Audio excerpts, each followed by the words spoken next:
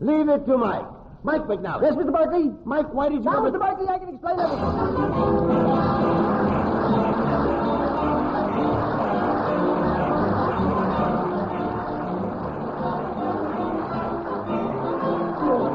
Mutual presents Leave It to Mike with Walter Kinsella as Mike McNally.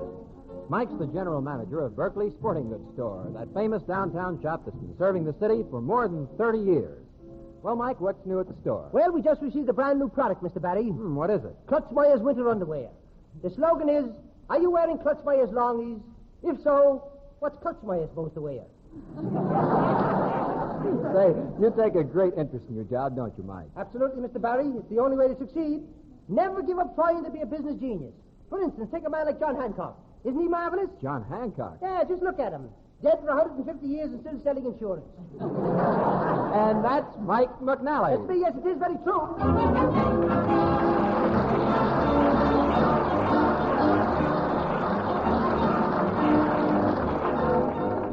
It's a lovely evening, the first night of the new year, and Mike McNally is just leaving his neighborhood motion picture theater with his beautiful sweetheart, Denny Wigg, who works with Mike at Berkeley Sporting Goods Store. McNally, the dashing man about town, the gay socialite, makes a suggestion to Denny about their after-theater entertainment. Does McNally say, let's go to the Stork Club and dance? Does McNally say, let's go to the Waldorf and dine? No. McNally says, let's go to your house and neck. Oh, Mike, you never talked like that before. I know, Jenny, but I'm a new man. I've changed. Ever since I saw Gary Cooper in Albuquerque Briefcase. Albuquerque briefcase? That's the word, Albuquerque Briefcase. It's a Western version of Saratoga Trunk. Mike, will you be serious? I am being serious, Jenny, darling. Going to the movies always has an effect on me. And when I see what a he-man that Gary Cooper is, what a great actor he is, makes me think, maybe I ought to be more like him. You certainly should. I saw Gary Cooper in that picture about a good humor man, too. A movie about a good humor man? Mm-hmm. For whom the bell tolls. Mike McNally, if you don't stop counting. All right, Jenny. It's just that I was thinking that, well, now maybe if I was a bit more like Gary Cooper. A bit more? Oh, Mike, if only you were exactly like him. If you were big and strong and powerful. If you had a profound personality, like all those great actors. You want me to be a great actor, huh, Denny? Oh, it would be wonderful, Mike. Instead of that silly, dull job you have working for Mr. Berkeley. I'd be proud to marry you then, Mike. I'll tell everybody how sweet you are. I'll tell everybody how sweet you are. I'll tell everybody how much fun you are. I'll tell everybody how much fun you are. I'll tell everybody how well you make love. I'll think of something. Jenny, I'll be a great actor someday. Just wait and see. You know, I had acting experience in high school. You did? Uh-huh. I played the part of the bulb in The Light That Failed. Good part. Bad joke. I was in the movie, The Woman in the Window. I rented binoculars to wolves across the street. Good part. Bad joke. I was the reconversion director in Dr. Jekyll and Mr. Hyde. Every time Dr. Jekyll changed into Mr. Hyde, I reminded him to put his money in the other pants. Good part. Bad joke. I was in The Last Weekend. They played the part of the cork. Good part. Lousy joke. Then, of course, you know, we had a great actor in the dramatic pageant Berkeley's put on for Christmas. Really? Yeah, you know those horses with the two men inside, those vaudeville horses? Well, this fella played the front end of the horse. Who played the other end? Well, Hitler must be hiding somewhere. Bad part. Ah, but good joke. Mike, darling, let's be serious. If you really want to make me happy, if you really want to get out of the rut you're in and become a great actor, why don't you do something about it? Why don't you study with a great dramatic teacher? Study Boleslavsky, Uspenskaya, Stanislavski, and Turgenev. You're familiar with their work, aren't you? Best backfield Notre Dame ever had. Mike, how'll you ever get anywhere? You're always fooling around. You've got to study acting for years. You've got to live the part. I know a great actress. Her name is Alice Goodkin. What's her name? Alice Goodkin. When she played in Beggar on Horseback, she rode a horse all day. When she played in Night Flight, she flew a plane all day. When she played in Luxury Liner, she sailed on a boat all day. It's a good thing she wasn't in The Birth of a Nation.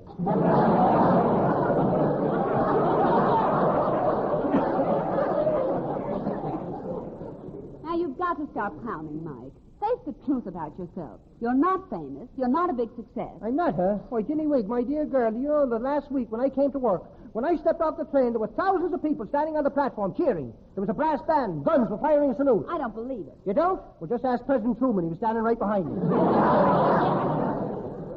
What's got into you, Mike? You're not talking sense at all. The fact is that you do want to be famous.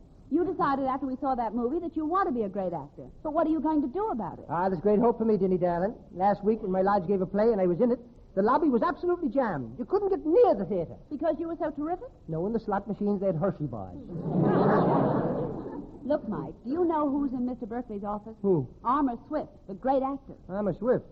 What a ham he must be. He's not a ham. He's like Orson Welles. He's like Walter Pidgeon. He's also like Alfred Hitchcock. He's an actor, a director, a writer. He's a genius of the theater. There's nothing in the theater he can't do. Can he scrape the gum off the bottom of the seats? I said there's nothing in the theater he can't do. Can he smoke in the orchestra without getting caught? You go into Mr. Berkeley's office this minute, Mike McNally. You try to make an impression on Mr. Swift. Maybe he'll like you. Maybe he'll find a part for you in one of his new productions. He has a radio show, a repertory theater. He makes motion pictures.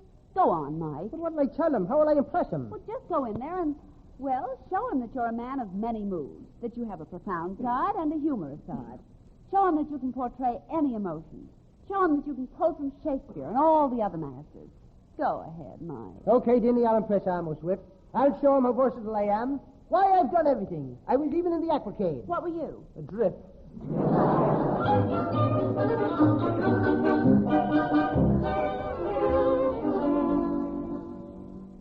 Sit down, Mr. Swift. Rest yourself. Oh, I never rest on my laurels. Well, who's talking about laurels? Sit down on whatever it is you sit down on. I must walk. I must keep myself perpendicular to the floor until 5 p.m. It stimulates the brain cells. Then from 5 until 7, I am horizontal. It stimulates my metatarsals. That is my rest period. What are you from 7 until bedtime? Catty corner, Mr. Berkeley. Catty corner. We're proud to have a distinguished actor and director like you with us in the store, Mr. Swift. I'm delighted to be here. We expect to sell a lot of copies of your book on how to act. My book, yes. It's a mere masterpiece. Nothing that any genius couldn't write. It's the last word in how to act. You know, frankly, Mr. Swift, I tried to read the book, but I didn't understand it. There weren't any words printed on the pages. Words? How old-fashioned. Who puts words in books? My book teaches people how to act. It weighs 7 pounds. What has that got to do with it? Don't you know that the most important thing in acting is poise and posture? Haven't you ever seen actors practicing by walking up and down the room with a book on their heads? That is what my book is for, balancing it on your head. I wouldn't be surprised if it were chosen by the Book of the Year Club. Don't you mean the Book of the Month Club? No, the Book of the Year Club, for people who read slowly. I'm sorry to rush you, Mr. Swift, but you know you're due in the book department to autograph your work. Oh, yes, undoubtedly there are thousands of me admirers waiting to greet me. The price of fame. You work and slave and give of your best to create artistic achievements. And after you die, what have you got? Immortality. Fair? And fie upon you, thou varlet, uncomely name. Desperado. Fame and fortune. You work all your life to give the world one beautiful inspiration after another. And after you die, what happens? Yes, what happens? What happens? Warner Brothers makes the story of your life with Don Amici. As the immortal bard says, why, what an ass am I? Hamlet, Act 2, Scene 4. Sit down, Mr. Swift. Don't knock yourself out. As the immortal bard said, out, brief candle. Life is but a walking shadow, a poor player who struts and frets his hour upon the stage. Macbeth, Act 5, Scene 5, line 11. Sit down, Mr. Swift. You'll get a blowout in your adenoids. I'll never forget when I did Shakespeare down south. I was doing Polonius' advice to his son Laertes. Neither a bower nor a lender be, son. A lender, that is. Give thy thoughts no tongue, I mean. Hamlet, Act 1, Scene 2, line 47. Ah, there you are. This is my general manager. Hello there, Mr. Berkeley. Meet Armour Swift. Mr. Swift. Boots. Marching up and down again. Good, huh, Mr. Swift? Don't tell me your name, young man. I want to hate you incognito. Mr. Swift, you're always on the lookout for new talent, aren't you? Don't you want to at least hear me? Beneath the spreading chestnut tree, the village smithy stands. The smith, a mighty man, is he with large and sinewy hands. Good, huh, Mr. Swift? Why do you walk around like that when you can be buried for as little as $150?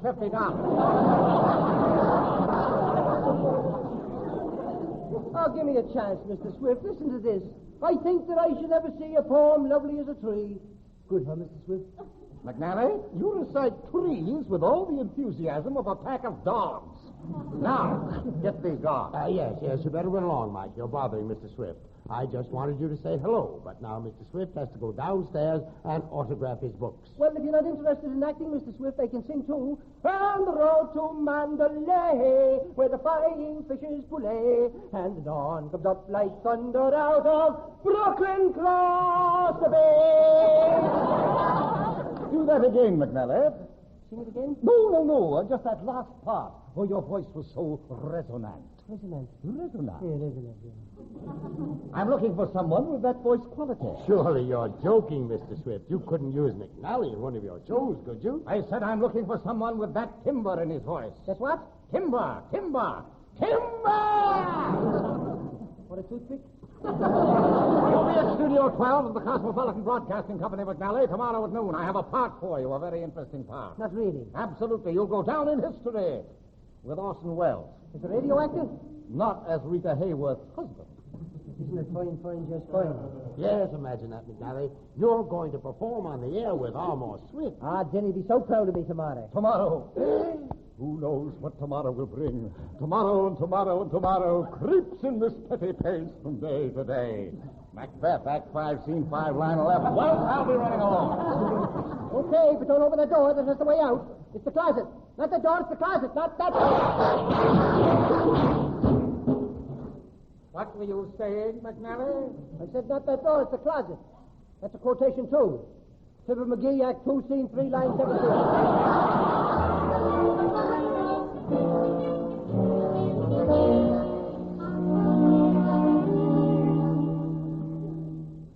Isn't it wonderful about Mike, Mr. Berkeley? It certainly is, Denny. I knew all the time he was that talented fellow. I suppose when he becomes a famous actor, he'll be leaving Berkeley. Well, then I wish him Godspeed, Denny. I don't mind if he leaves the store to go on to greater things, but when he goes on the air tomorrow night, he'll be performing a great service for Berkeley's. A great service? I don't understand. Well, you see, Denny, I've invited 12 of my most important customers to the broadcast to see Mike perform. When they realize that Berkeley Store hires men of such outstanding talent and initiative, they'll surely double all their business here. Are you sure you're not being a little bit hasty? Oh, no, I have faith in McNally's ability. Why, I've gone to all kinds of trouble to get these customers to attend the broadcast. I'm sending special cars to pick them up. I bought a dozen white orchids for their wives. McNally's acting genius will make his radio debut the biggest thing since Charlie McCarthy interviewed Mae West. You're probably right, Mr. Berkeley. Mike certainly is taking the radio thing seriously. Do you know what he's doing now? No, what? He's down in the recreation room with Jennifer. His ears are glued to the radio. He says that if you want to be a great radio actor, you've got to know every program on the air.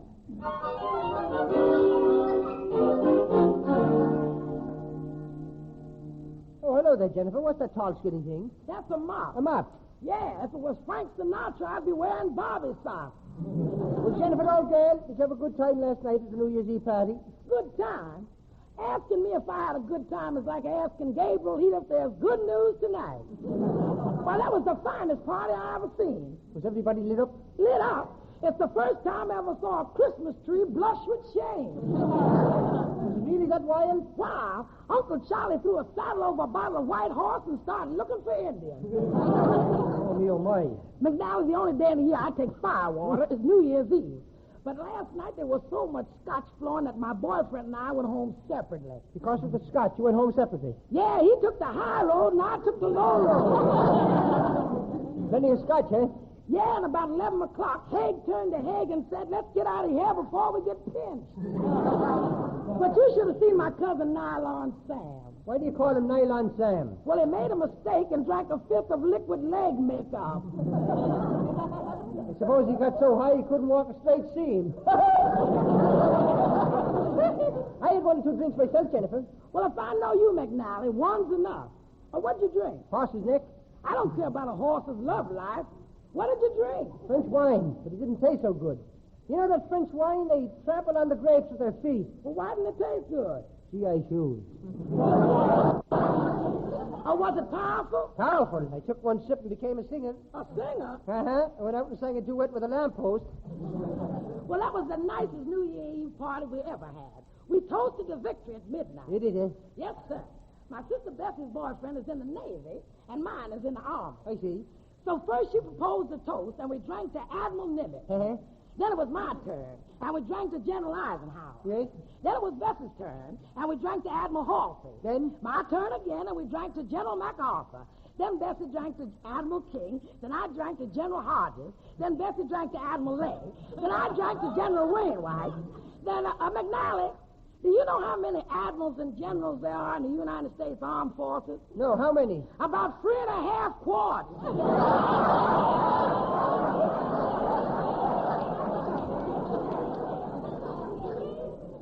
How long did this go on? Well, Bessie went on to Commander Robert Montgomery, and then I drank to Captain Eddie Rickenbacker, and then... What else happened? Well, I don't know. Everything went black when we got to Private Hargrove.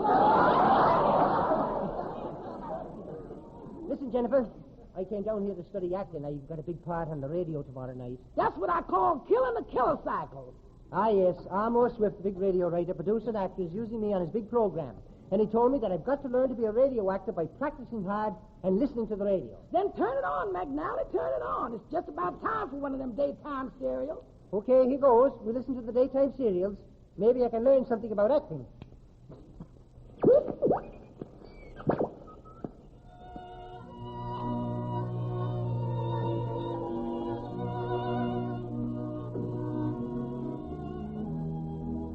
Good afternoon, friends. Once again, it is time for the Straw Cat program, brought to you by the makers of Straw Cat. Remember, Straw Cat, spelled backwards, is backwards. The Straw Cab Company makes Snootub, which, spelled backwards, is buttons. The buttons go on your underwear, and underwear backwards is very uncomfortable. Now, another episode in the story of Primrose Honeysuckle, girl Doc Walloper. Of course, this being the Straw Cab program, where we do everything backwards, we bring you our dramatic sequence backwards. As the story opens, Primrose backs in through a door and says to Craig Whitlock, Me love you, that say you don't, why, Craig. Oh. Well, somebody with love in am, I fool you, because... Holy smokes, McNally, they're talking backwards. Yeah, backwards talking now that Jennifer smokes holy. You do belong my heart, my, that you know you don't, but... And so, friends, we have brought you the Backwards program, sponsored by Straw Cab. Listen in yesterday and find out what didn't happen tomorrow. Afternoon, good. Yeah, that's enough of that, I guess. So that's what they mean when they say radio drama. Gosh, I ought to be able to act as well as that when Amos Swift has me on his program. Well, I've got to do a little practicing. Oh, look, Jennifer, I have the balcony scene here from Romeo and Juliet.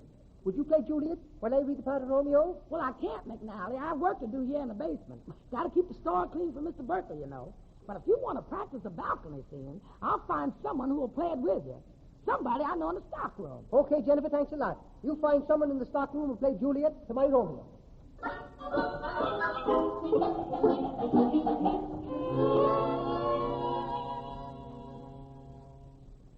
Soft what light through yonder window breaks. It is the east and Juliet is the sun. Ah, the brightness of her cheek would shame the stars. See how she leans her cheek upon her hand. Oh, that I were a glove upon that hand that I might touch that cheek. Oh, peach fuzz, Romeo.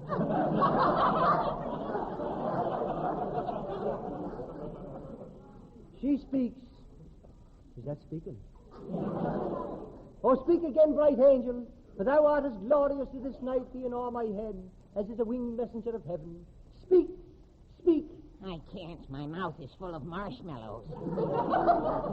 Oh, Juliet, with love's light wings did I o'erperch these walls, fearful lest thy rash parent, thy father, should find us in this trysting place. Thy father is a Capulet, and my father a Montague. I thought your father was Irish.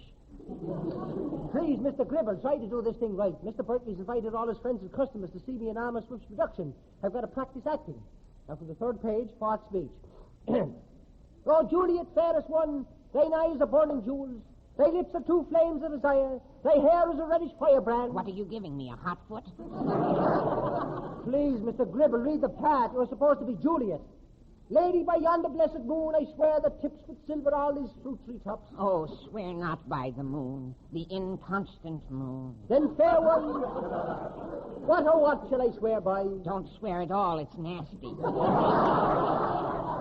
Mr. Gribble, please, read the part. Go on. Ah, Romeo, my Romeo. Leavest me not now. Come but up to my balcony and kiss me. Kiss me until yon cows come home. I'd rather wait and kiss the cows. Ah, but halt. Why dost thou leave me? I must leave you. I must. But whither goest thou? I go to push a peanut with my nose across the Brooklyn Bridge. But why? I bet on USC in the Rose Bowl game.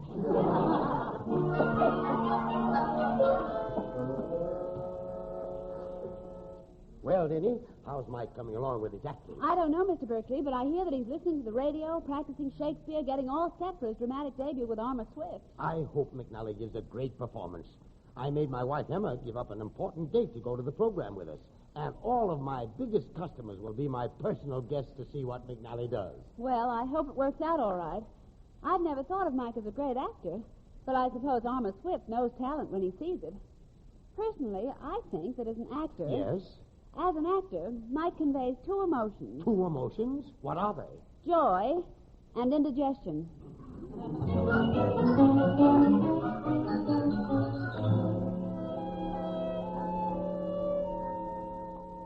Yeah, it's almost time for the rehearsal, McNally. Time for Mr. Swift to present you with the part that you're going to play. You better turn on the radio once more and listen to some real dramatic acting so you know what to do. Oh, here's the switch. We'll see what's on. Hello, dear lady. This is Tallulah Fathead. Bringing you my daily visit with recipes, little household hints, a poem or two, and, how to clean a chicken. You shouldn't lose the gizzard. Now, first, I've received a letter from a listener who wants to know how to make a strawberry cake. The letter says, Dear Tallulah, would you tell me how to make a strawberry cake with a steel file in it? Signed, Killer Malossi. There now, isn't that sweet? But first, a recipe. I shall tell you how to make a dish called mother-in-law's frappe, commonly known as Mickey Fizz. Ah, that's not dramatic acting. That won't do me any good. I'd better try another station. And here's some real news, ladies and gentlemen. It has just been reported officially from his headquarters that General Ulysses S. Grant has captured the city of Richmond, Virginia. President Abraham Lincoln has not issued any statement after this great news, but one is expected shortly. Hey, what is this? Grant took Richmond. What kind of news is that? This is a very old radio, and who asked you? Ah, McNally, there's nothing on the radio to help you, but why worry? You'll be a big success as an actor. Go on, take that marvelous bit of literature you have and practice with it. This literary masterpiece will do the job. If you can read this, you'll be okay. You'll be all ready for Armour Swift's program. Go on, McNally, read that immortal masterpiece. Peter Piper picked a peck of pickled peppers. Marvelous, McNally, terrific. After your first performance, you'll be a big star. You'll make $1 million. People will give you gifts. They'll give you everything you want. You won't have to spend a penny to get what you want. Oh, nuts. What's the use? There you'll be, McNally, stuck with a lousy $1 million.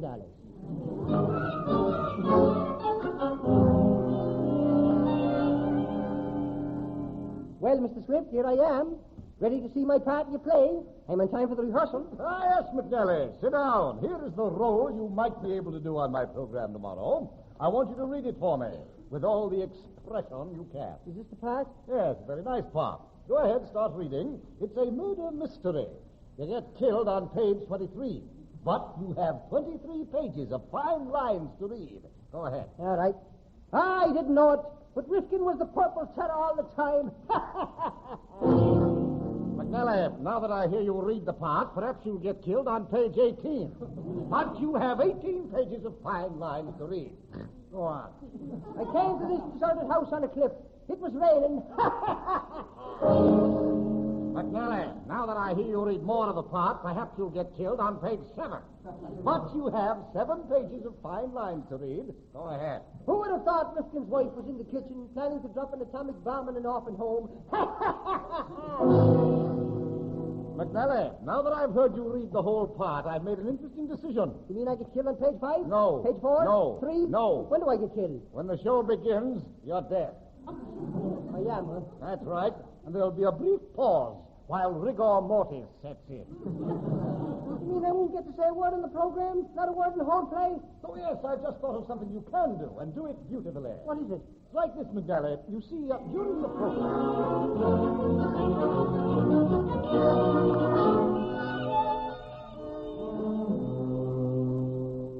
Well, Mike, to go to the rehearsal? Yes, Mr. Berkeley?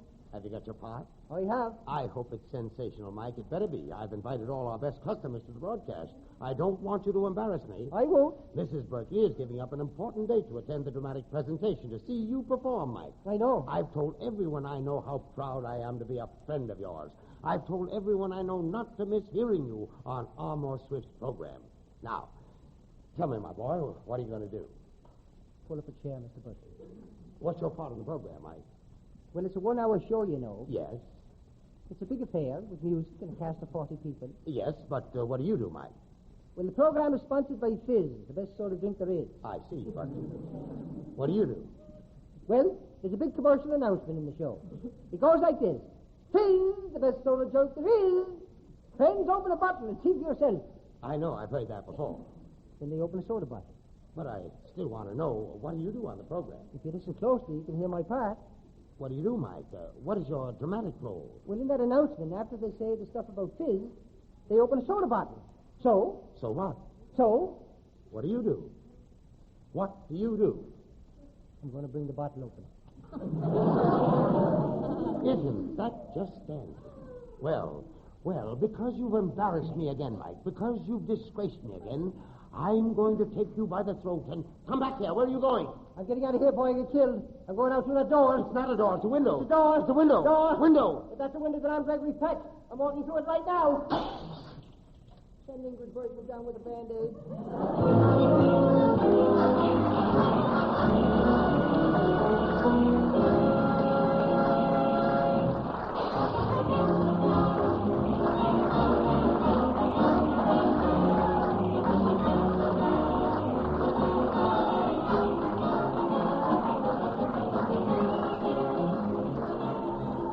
Mutual has presented Leave It to Mike with Walter Kinsella as Mike McNally. Be sure to listen again next week at the same time for Mike McNally and his adventures in Berkeley's sporting goods store. Now here's Mike again. Well, McNally, what are you doing with that paper and pencil? Oh, I'm composing a song, Mr. Barry. It's a beautiful, tender, romantic melody. What's it called? Grandma's hands are dirty because they forgot to wash the dice. Happy New Year, Mr. Barry. Happy New Year, everyone. Happy New Year, Mike, and we'll be seeing you again next week when Mr. Berkeley says... Leave it to Mike. Mike McNally.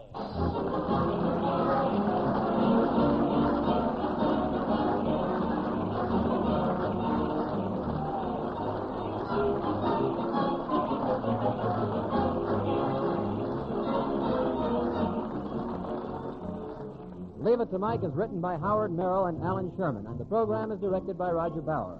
Any similarity on this program to actual persons, places, or events is purely coincidental. Leave It to Mike came to you from the Mutual Longacre Theater in New York. This is the Mutual Broadcasting System.